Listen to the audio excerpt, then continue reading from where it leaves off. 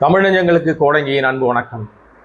சட்டமன்றத்தில் பரபரப்பான நிகழ்வுகள்லாம் நீங்கள் பார்த்துக்கிட்டு இருக்கீங்க. இந்த முதல் பட்ஜெட் கூட்டத்தொடரில் கடந்த வெள்ளிக்கிழமை தான் ஹைலைட்டான நிறைய சம்பவங்கள் நம்முடைய சேனல்லே சில விஷயங்களை நம்ம பேசியிருந்தோம்.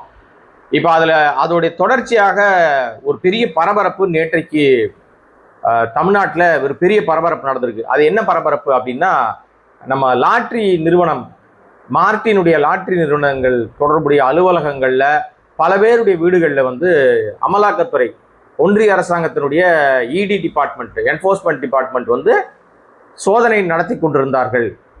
அந்த சோதனை முடிவில் அவங்க இன்னும் எதுவும் சொல்லலை. என்ன கைப்பற்றப்பட்டது, இந்த சோதனை எதற்காக, என்ன ஏதெல்லாம் தெரியல. அதை பற்றி தான் நம்ம இந்த வீடியோவில் பேச போகிறோம். இதற்கு காரணம் என்ன அப்படின்றது தான் நமக்கு ஏற்பட்டிருக்கிற சந்தேகங்களை உங்கள் முன்னாடி நான் வைக்க வருகிறேன். நம்முடைய சேனலுக்கு ஆதரவு கொடுத்து கொண்டிருக்கிற பல ஆயிரக்கணக்கான நண்பர்கள், கடந்த ஒரு வீடியோவுக்கு லட்சக்கணக்கான ஆதரவை கொடுத்த நண்பர்கள், சப்ஸ்கிரைப் பண்ணாமல் பார்த்துட்டு இருக்கீங்க. சப்ஸ்கிரைப் பண்ணுங்க, சப்போர்ட் பண்ணுங்க. பல விஷயங்களை நம்ம பேசலாம். ஆதவ் அவர் ஆக்சுவலாக ஆதவ் அர்ஜுனா இல்லையா, அவருடைய ஒரிஜினல் பேர் செந்தில்குமாரா. இந்த செந்தில்குமார் எப்படி ஆதவ் அர்ஜுனா மாறினாரான்னு நமக்கு தெரியாது. அதோடைய பர்சனல், நம்ம அதுக்குள்ளே நம்ம போக போகிறது இல்லை. செந்தில்குமாரை எக்ஸ்போஸ் பண்ணுறதுல வேற யாரும் வேணாங்க. பார்த்துக்கிட்டு இருக்க நீங்களும் தேவையில்லை, பேசிக்கிட்டு இருக்க நானும் தேவையில்லை. அவங்க குடும்பத்துக்குள்ளேருந்தே அவரை எக்ஸ்போஸ் பண்ணி என்ன சொல்கிறது, அம்பலப்படுத்தி இந்த செந்தில்குமார் என்கிற இந்த ஆதவ் அர்ஜுனா யார் அப்படின்னு சொல்லி ரொம்ப தெளிவாக அடிக்கடி பேசுவார் நம்ம மார்ட்டின், அவருடைய மகன் சார்லஸ் மார்ட்டின்.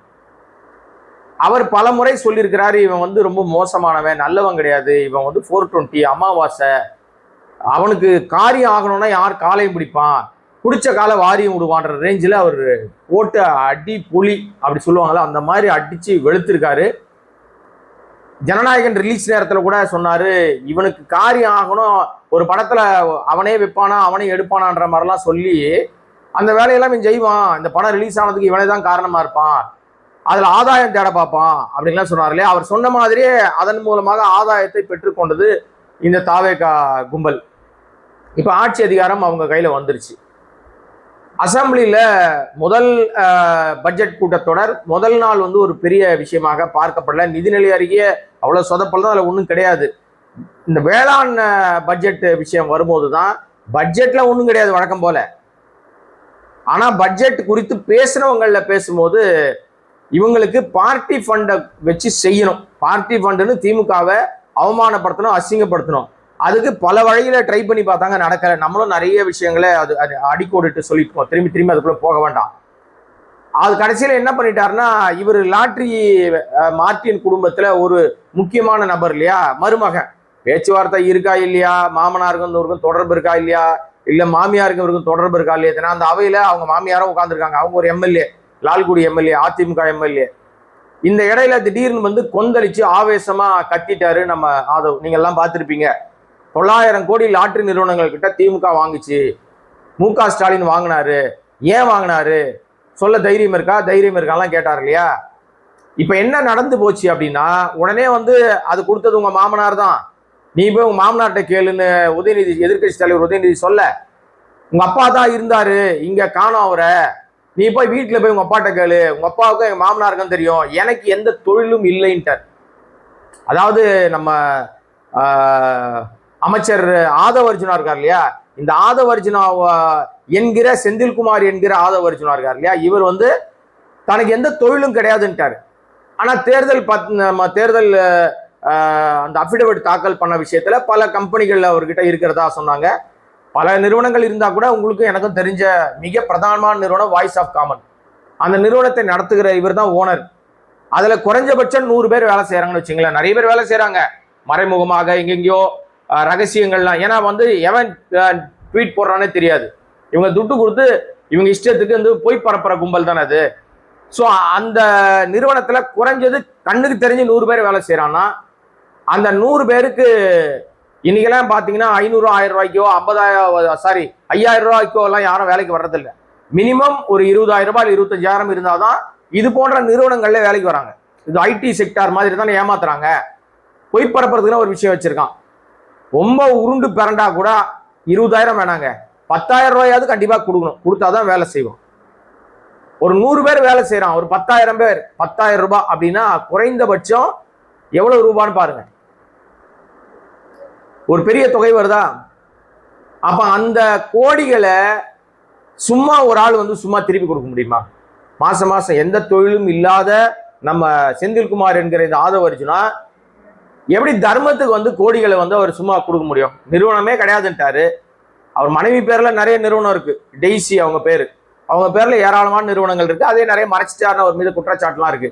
பச்சை பொய்ய அசம்பிளில அவ்வளவு பேர் இருக்கும் போதும் பச்சை பொய் சொல்லியிருக்காரு, எனக்கு எந்த நிறுவனமும் இல்லை, எனக்கு வருமானம் இல்லைன்னு சொல்லியிருக்காரு. அப்படி வருமானம் இல்லாதவர் இவ்வளவு ஆடம்பர வாழ்க்கை வாழ்வதற்கான வசதிகள் எங்கிருந்து வந்தது அப்படின்னா அது 100% நம்மளால சொல்ல முடியும், அது மாமனார் வீட்டு காசு தான். ஏன்னா அவங்க மச்சான் சார்லஸ் மார்டினே சொல்லிட்டான், அவர் வந்து பரம்பரை பணக்காரன் கிடையாதுங்க, பணக்காரன் நான் எப்படி ஆனான்னா என் தங்கச்சியை கல்யாணம் பண்ணதுனால அவன் பணக்காரன் ஆயிட்டான், நாங்க கொடுத்த காசு அப்படின்னு சொல்லி மிக வெளிப்படையாக பேசிவிட்டார் சார்லஸ் மார்டின். பல ஊடகங்களை செய்தியாகவே அவர் இன்டர்வியூ கொடுத்துருக்காரு. அதனால அதை நம்ம வந்து ரகசியத்தை கண்டுபிடிச்சலாம் நம்ம சொல்லலை. இந்த மார்டின் குடும்பத்துல இருந்து அவர்கள் கொடுத்த பணத்துல இருந்தா இவர் வந்து சாப்பிட்டுருக்காரு. இன்னும் வெளிப்படையா சொல்லணும்னா ஓசி சோறு தான். ஆனா என்னன்னா இப்ப அவருடைய அந்த நிறுவனங்கள்லாம் இருக்குல்ல, இப்ப அவர் மனைவி பேர்ல இருக்க நிறுவனங்கள்ல இவரும் பங்குதாரரா இருக்கலாம், இல்ல இல்லாம கூட இருக்கலாம். ஆனாலும் வாய்ஸ் ஆஃப் காமனுக்கு இவர் தான் வந்து எல்லாமே. சரி, எந்த நிறுவனத்திலுமே அவர் இல்லைன்னே கூட வச்சுங்களேன், அவர் சொன்னது உண்மையா கூட இருந்துட்டு போட்டோம். எந்த நிறுவனத்தையும் இல்லாதவர்கிட்ட இவ்வளவு பணம் எப்படி வந்துச்சு? மாசம் மாசம் ஒரு செலவு பண்ற காசு, தினந்தோறும் ஒரு செலவு பண்ற காசுக்கெல்லாம் எங்கிருந்து பணம் வருகிறது? அப்ப அதோட பேஸ் என்ன? அதோட பேஸ் வந்து நிச்சயமா வந்து லாட்டரி நிறுவனங்கள்ல பெறப்பட்ட தொகை தான். அப்ப லாட்டரி காசு தான் அது. அப்ப ஒரு பச்சை பொய்ய சொன்னாரா? இது கூட வந்து அவர் தன்னை பத்தி பெருமையா சொல்லிக்கிறதுக்காக, தான் யோகேஷ் சிகாமணி சொல்லிக்கிறதுக்காக கூட சொல்லியிருக்கலாம்.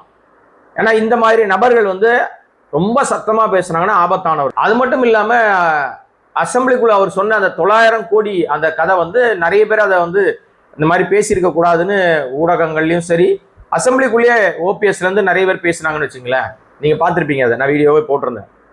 இன்னொரு விஷயம் என்னன்னா, இப்ப அவர் பேசுனதுனால தமிழ்நாட்டில் என்ன நடந்திருக்குன்னா, மாமனாரை மாட்டி விட்டுருக்காரு மாப்பிள்ளை.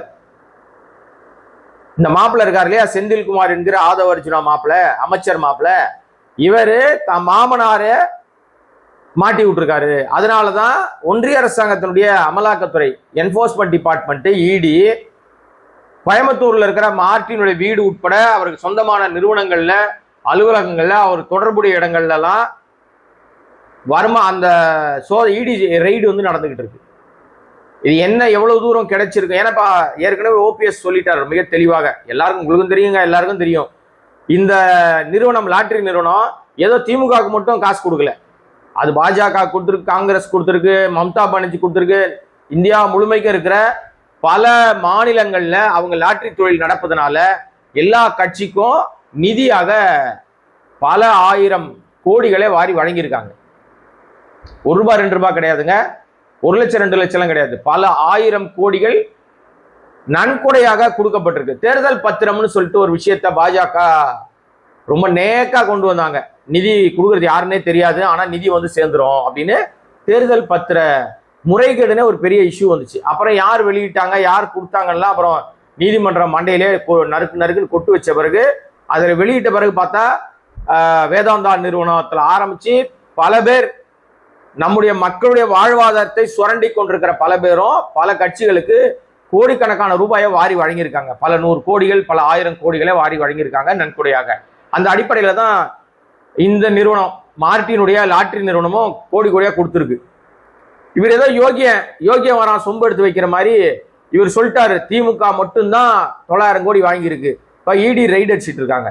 யார் நிறுவனங்கள் அடிக்கிறாங்கன்னா, வாங்கினவங்களுடைய கட்சிகள் அடிக்கல, கொடுத்தா பாருங்க, கொடுத்த நிறுவனங்கள்ல சோதனை போறாங்க. இப்ப சோதனையின் முடிவில் அவங்க என்ன, இது வரைக்கும் எந்த அதிகாரப்பூர்வ அறிவிப்பு வரலன்னு வச்சுங்களேன். இது ஊடகங்களே மறைச்சிருச்சு. பெரும்பாலான ஊடகங்கள்ல அமலாக்கத்துறையுடைய ரெய்டு பத்தி பெருசா செய்தி வரவே இல்லை. அப்படியே மடமாத்தி அமுக்குனியா மாத்திட்டு யோகேஷ் சிகாமணியில் வேற விஷயத்த டைவர்ட் பண்ணிட்டு இருக்காங்க. ஸோ இந்த சோதனை முழுக்க மாமனாரை மாட்டி விட்ட விஷயத்துல ஏதோ தனிப்பட்ட விரோதத்தை வைத்துக்கொண்டு நம்ம செந்தில்குமார் என்கிற ஆதவ அர்ஜுனா இந்த வேலையை பார்த்துட்டாரான்னு சந்தேகம் வருது. ஏன்னா மாமனாரோட நெருக்கம் இல்லை, மாமனாரோட நல்ல உறவுல இல்லை, இவங்களை தனியா ஒதுக்கி வச்சிட்டாங்க. ஆதவ அர்ஜுனா இவரையும் அவருடைய மனைவி டெய்ஸியும் தனியா ஒதுக்கிட்டாங்க. டெய்ஸி மட்டும் அப்பா அம்மாவை போய் பார்க்கறதோ அண்ணனை பார்க்கறதோ அந்த தொடர்பு இருக்கு. மற்றபடி ஆதவுக்கு எங்கேயுமே டோர் க்ளோஸ் பண்ணப்பட்டு விட்டுதான் அந்த குடும்பத்தார்கிட்ட இருந்து. ஏன்னா அவ்வளவு தவறான பல விஷயங்களை அவங்க கண்டுபிடிச்சிட்டாங்கன்னு சொல்லி அவங்க மச்சானே சொல்றாரு, நம்ம சொல்லல, அவங்க மச்சானே சொல்றாரு. அதனால இவருக்கு அங்க குடும்பத்துக்குள்ள ஒரு நல்ல பேர் இல்லை, அதனால மாட்டி விட்டுட்டாரோ. வாயை வச்சுன்னு சும்மா இல்ல. மற்ற ஒரு பழமொழி சொல்லுவாங்கல்ல, தவளை தன் வாயால் கெடும் அப்படின்னு சொல்லுவாங்க. தவளை வந்து கத்தி சத்தம் போட்டு தன்னுடைய இருப்பிடத்தை காட்டி பாம்புக்கு இரையாயிடும், இன்னும் பல விஷயங்கள்ல அது பாதிக்கப்பட்டுரும். அந்த மாதிரி அசம்பிளில நான் யோகிய சிகாமணி, நான் திமுகவை நான் வந்து டார்கெட் பண்ணி அழிக்க பாக்குறேன், நான் அவங்க மேல ஊழல் கரை வைக்க பாக்குறேன், அதனால நன்கொடை பெறப்பட்ட தொகையை நான் வந்து லஞ்ச பணம்னு மாத்த ட்ரை பண்றேன் அப்படின்னு சொல்லி அவரே போய் சிக்கிட்டு இருக்காரு. இந்த கன்னி இருக்குல்ல, கன்னி வெடி, இந்த கன்னி வெடியில போய் கால் யார் வச்சிருக்கான்னா நம்ம செந்தில்குமார் என்கிற ஆதவ அர்ஜுனா வச்சுட்டதுனால இப்ப என்ன பண்ண முடியும்? அவர் காலை எடுத்தாலும் பாதகம் தான், காலை எடுக்காம இருந்தாலும் பாதகம் தான். எவ்வளவு நாளைக்கு நின்றுட்டே இருப்பாரு? எடுத்துட்டாரு போல இருக்கு. எடுத்ததுனால முழுக்க டமால் நீ இடி வந்து பல நிறுவனங்கள்ல சோதனை போட்டுட்டு இருக்காங்க. இதற்கு முழுக்க காரணம் மாப்பிள்ளை தான். இன்னொரு விஷயம், அரசியல் கட்சிகள் நன்கொடை பெறுகிற விஷயத்துல என்னதான் முரண்பாடு இருந்தாலும் எல்லா கட்சியும் ஒன்னாயிடும். காங்கிரஸ் தான் சரி, பாஜக, திமுக, மேற்கு வங்கத்துல மம்தா பானர்ஜியில் ஆரம்பிச்சு எல்லா கட்சிகளும் நன்கொடை பெறுகிற விஷயங்கள்ல எல்லாரும் ஒன்னாதான் இருப்பாங்க, ஒருத்தர் விட்டு கொடுக்க மாட்டாங்க. சோ ஆதவ அர்ஜுனா, செந்தில்குமார் ஆதவ அர்ஜுனா எடுத்த இந்த ஸ்டாண்ட் இருக்குல்ல, இந்த முயற்சி பலன் அளிக்கல, பல்ல காட்டிருச்சு, அவருக்கே அது திருப்பி அடிச்ச மாதிரி ஆயிடுச்சு. அந்த பூமரங் மாதிரி அடிச்சு விட்டா போயிட்டு திருப்பி அடிச்சவங்க கைக்க வரும்ல, அது மாதிரி இவர் வீசின இந்த லஞ்ச புகார் ஊழல் குற்றச்சாட்டுன்னு சொல்ற இந்த விஷயம் அவருக்கே திரும்பிடுச்சு, அவங்க குடும்பத்துக்கே வந்துருச்சு. குடும்பத்துல இப்ப வந்து மார்டின்ல ஆரம்பிச்சு எல்லாரும் இந்த செந்தில்குமார் என்கிற ஆதவ அர்ஜுனா மேல அவ்வளவு கோபத்துல இருக்காங்க. வாயை வச்சு சும்மா இல்லாம நம்ம உயிரை வாங்கிட்டு இருக்கான். இதுக்கெல்லாம் காரணம் தங்கச்சியோட விருப்பம் தான். அதனாலதான் இந்த நபர்கிட்ட வந்து நம்ம வந்து போய் சம்பந்தம் வைக்க வேண்டியதா போச்சுன்னு அவங்க மச்சான் வந்து நண்பர்கள் கிட்ட புலம்பி இருக்கிறதா ஒரு தகவல் வருது. ஸோ எனிவே மக்களே, இந்த அமலாக்கத்துறையினுடைய இந்த சோதனையினால யாருக்கு பாதகம் வரும் என்று எதிர்பார்த்தால் நிச்சயமாக அது தாவேகாக்கு தான் பாதகமா வரும். எப்படி ரொம்ப உறுதியா நம்ம சொல்ல முடியுது அப்படின்னா, இந்த 2.5 ஆண்டுகள்ல தாவேகாவுடைய அத்தனை செலவுகளிலும் பெரும்பாலும் ஆதவ அர்ஜுனா, அதாவது செந்தில்குமார் என்கிற ஆதவ அர்ஜுனா மூலமாகத்தான் செலவு பண்ணப்பட்டதாக ஊடகங்கள் முழுக்க பேசினாங்க. அதோட உண்மைத்தன்மையை இடி போய் ரெய்டு அடிச்சா தெரிஞ்சிடும். அது தாவேகா அலுவலகத்துல கூட அடிப்பாங்க, சொல்ல முடியாது. அவங்க எதற்காகவோ காத்திருக்கிறார்கள். நிச்சயமாக ஆதவ அர்ஜுனாவும் தாவேகா கும்பலும் ஒன்றிய அரசாங்கத்துடைய கட்டுப்பாட்டுக்குள்ள போய் ரொம்ப காலம் ஆயிடுச்சு. இப்ப இவங்களே மறுபடியும் எவிடன்ஸ் எடுத்து கொடுத்துட்டே இருக்காங்க. வாயை வச்சுன்னு சும்மா இருக்கணும்ன்றது அதுதான். இனிமே மக்களே, இடியோட விஷயங்கள்ல ஃபர்தர் டெவலப்மெண்ட் என்ன இருக்கு பார்த்துட்டு உங்களை சந்திக்கிறேன். அது ஒரு நம்முடைய சேனலை சப்ஸ்கிரைப் பண்ணாமல் பார்த்துட்டு இருக்க அன்பு நண்பர்களை சப்ஸ்கிரைப் பண்ணுங்க, சப்போர்ட் பண்ணுங்க. மேலும் பல விஷயங்கள் பேசலாம். நன்றி, வணக்கம்.